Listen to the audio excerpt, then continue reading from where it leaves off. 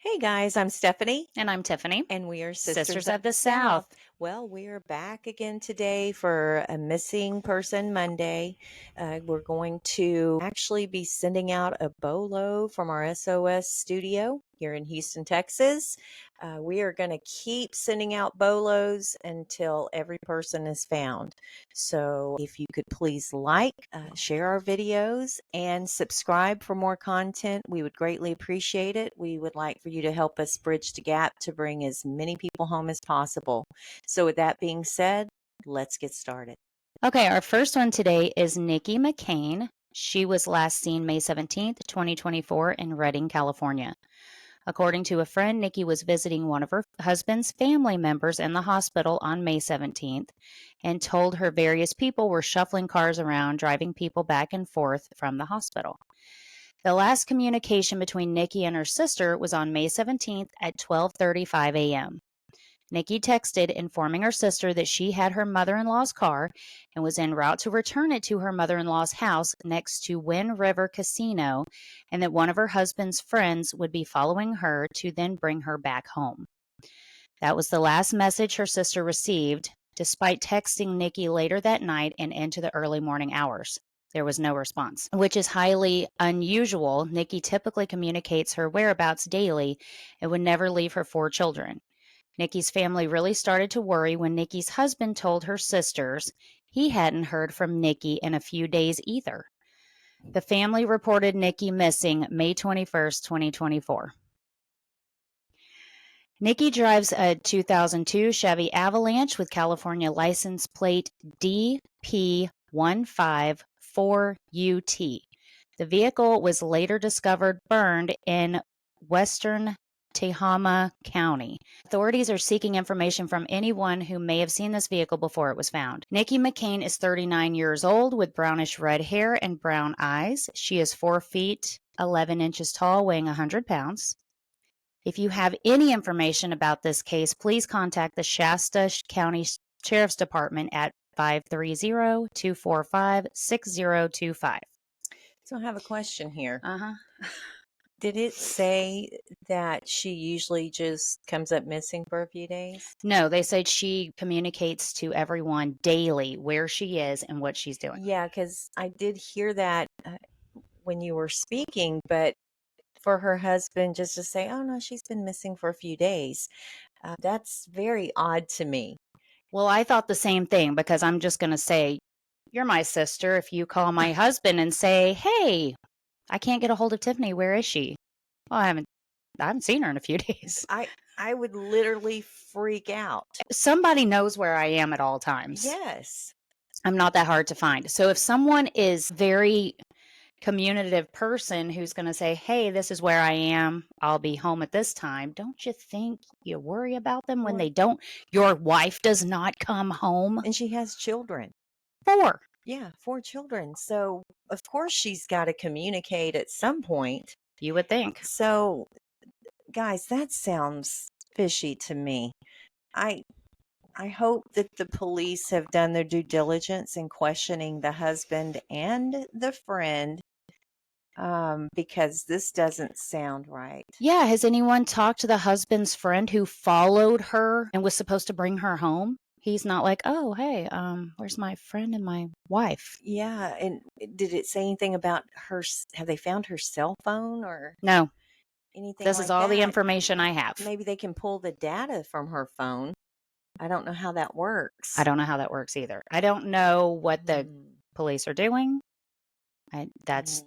literally all the information I get. And guys, there's not a lot of information on these missing people. I don't understand. If she went missing, man, I'd have like everything on there, like My face would be plastered everywhere. everywhere, You every would all picture. see her more than just here on YouTube. All my thin and chubby pictures, they'd all be out there just in Just case.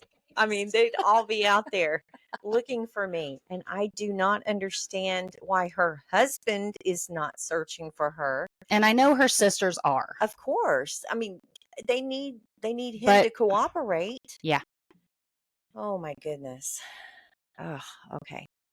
That just doesn't sound right to me. Well, you want to go on with something else that doesn't sound right? That would Might be as our well. next story.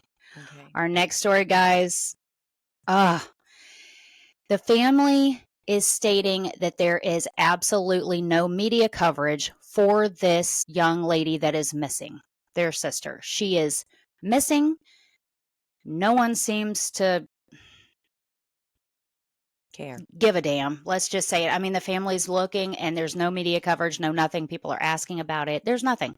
We're going to give it some coverage here on YouTube. Yeah, let's do it. So this person is Fallon Granger. Some know her as Fallon Taylor. She was last heard from by her family in August 2023 in Inglewood, California, which they state is the same year she filed for divorce from her husband, Jason. When her family reached out to him, he said she had a mental breakdown and ran off. This is starting to sound familiar. Yeah. Fallon's sister sent the police to do a wellness check. The authorities said no one opened the door, but someone who refused to let them in looked through the blinds and answered them. Her family does not believe it was Fallon. Probably not.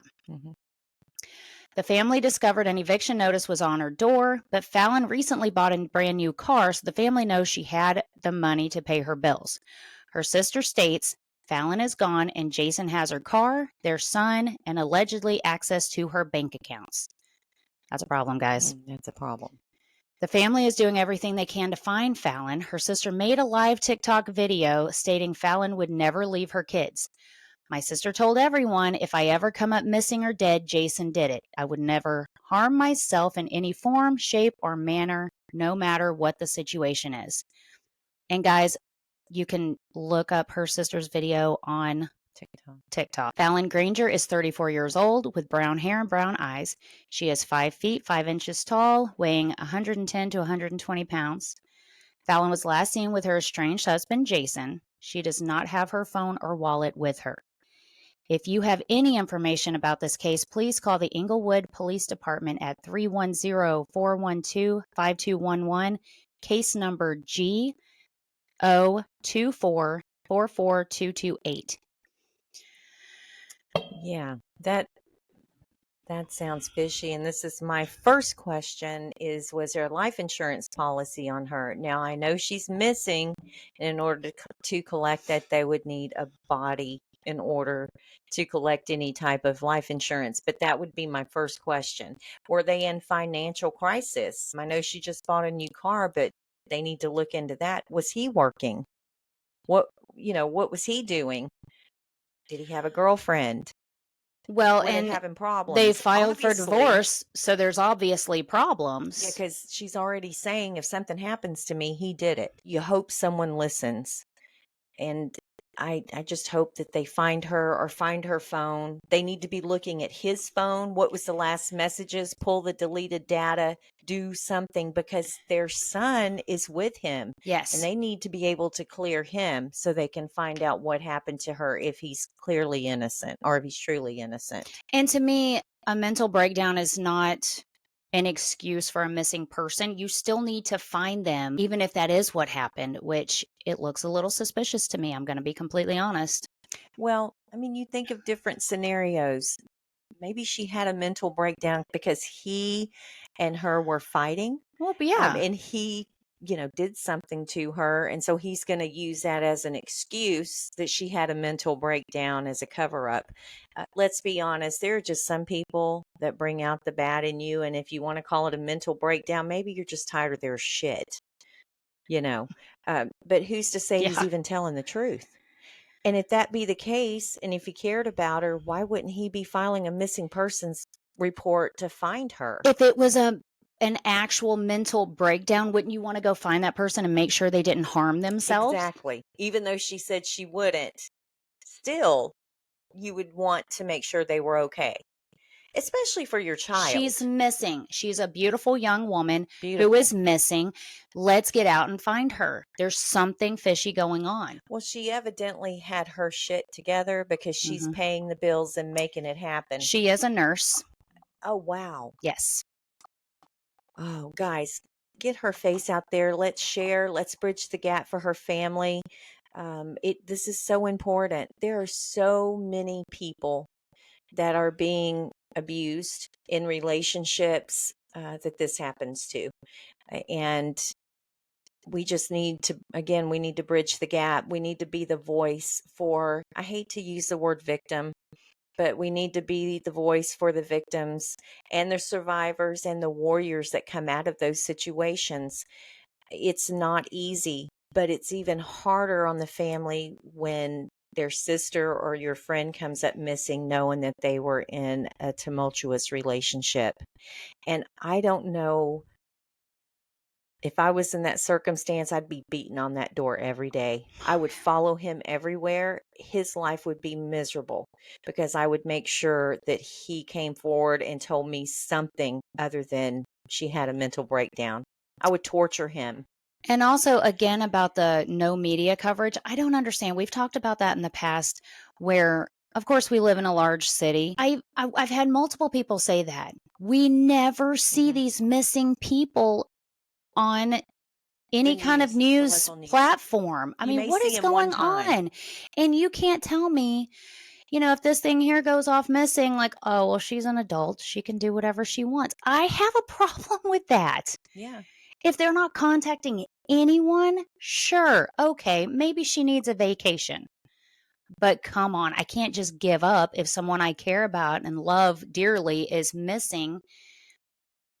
Well, Ugh, most of the time when people have children, they're not going to drop off the face of the earth and right. not at least come back in or touch base with a family member to check on their child. That just doesn't seem right. And people know your patterns. The people you work with, your family members, they know your patterns. They not may not be with you every day, but they know your patterns and who you are as a person. And if this is unusual, we need to start pounding the pavement to find her. And this needs to get out everywhere. Everybody needs to know about her. Everybody needs to know her name. They need to know. I feel for the family, guys. I hope you can start getting more coverage out there with her face so that hopefully she can be found. I don't know what I would do. I mean, it would just, Yeah, that would be rough. Yeah, we need to please share. Both of these people are very important. It sounds like they were both in abusive relationships, yes. and being in an abusive relationship doesn't mean that you're going to come up missing, but it is a starting point for what could have happened, and that needs to be investigated all the way through until they can be cleared so they can move on to finding out what truly happened to them. But I'm going to be honest with you, a lot of the time you'll find that the spouse is responsible in some form or fashion. So we need to be the voice, we need to bridge the gap, and we need to be on the lookout for both of these young ladies and for their families. So, guys, again, if you can subscribe, like, and share our videos, please help us pass these names and faces around. When we started this, we had no idea. We're like, oh, well, we'll just do a few missing people. And then we realized, We were actually asked to put a face out there, and that person was found through social media and the video. And so that started our wheels turning, because once that happens, you're like, if we can only help just one person or one family. And it just continued, and it just has erupted into so many missing people that it's overwhelming. And the bad part is picking which ones we're going to do. yes. We have such a list, and we're constantly checking to see, hey, have they been found? Is there any updates? And but every day there's new faces and new information and new stories. And so it can become so overwhelming. And we want to do all of them, but there are so many, and we want to be able to help. So that's why we ask that you please help us get that information out there. Numbers are powerful, and so the more you share, the more people that are aware. Yeah, you go into just looking for missing people and realize you're being bombarded by so many names, so many faces, and it breaks your heart and you feel for the family because then you start reading these posts that their parents or family members or friends are putting out there and you're like, "Oh my, if that were me, how would I even handle this?" Mhm. I would just go insane not knowing where my loved one was. Yeah. And so that's one thing that pushes us to do this, whether, you know, people enjoy them or not. Technically, it's not for our enjoyment. No, it's not for entertainment purposes only. These videos are not for entertainment No. at all. These videos are for informational purposes to help, again, bridge that gap to bring these people home. There's no entertainment in doing any of these stories. It's sad. We have loved ones as well, and a lot of the time we connect with the stories because of the age of the person or the background or just their story, the children that, I have nieces, I have a granddaughter, I have a daughter, I have two sons, and you just connect and you find maybe if it's just some small morsel that you're connecting with and it sets you on fire to want to help and would pray that if something happened to one of my family members or loved ones that someone would do that for me. Mm-hmm. So that's why we do this. So yeah, we're going to continue to bring you more missing people Mondays until we can't do it anymore. And hopefully one day Yeah. everybody will be found and we don't have to do this. But until then, that's what we're going to continue to do. So Bolo from the SOS studio, we're going to continue to do that.